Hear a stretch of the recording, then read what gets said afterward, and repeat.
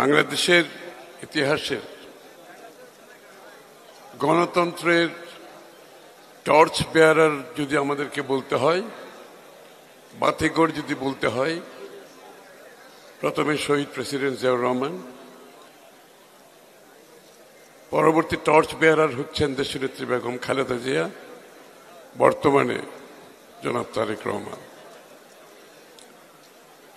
এবং বাংলাদেশ জাতীয়তাবাদী দল। আজকে গণতন্ত্রের লড়াইয়ে, দীর্ঘ লড়াইয়ে বাংলাদেশ বারবার বাধাগ্রস্ত হয়েছে,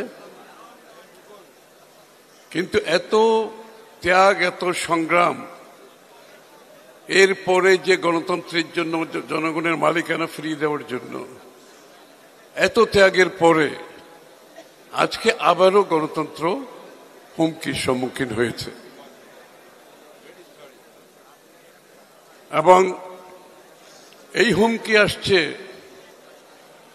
যখন সমস্ত দেশের মানুষ দীর্ঘ প্রতীক্ষার পর তাদের ভোটাধিকার প্রয়োগ করে একটি নির্বাচনের মাধ্যমে একটি নির্বাচিত সংসদ করতে চায়, একটি নির্বাচিত সরকার করতে চায়।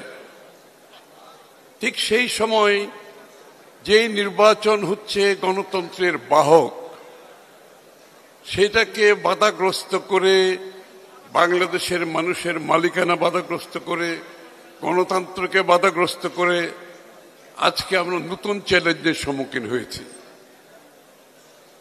আমি কোনো বক্তৃতা দিচ্ছি না, আমি শুধু এইটুকুই বলবো, আমরা যে জায়গায় আজকে এসেছি,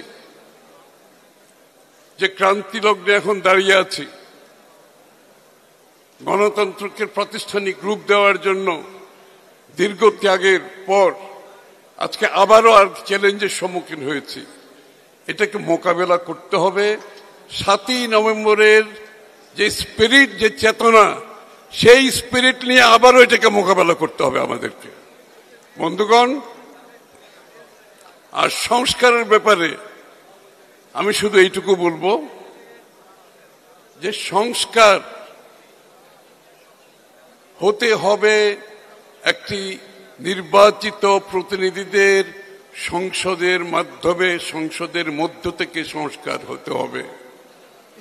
নির্বাচিত প্রতিনিধিরা জনগণের ম্যান্ডেট নিয়ে সংসদে এসে সংস্কার করবে, এর বাইরে কোনো সংস্কারের সুযোগ নাই।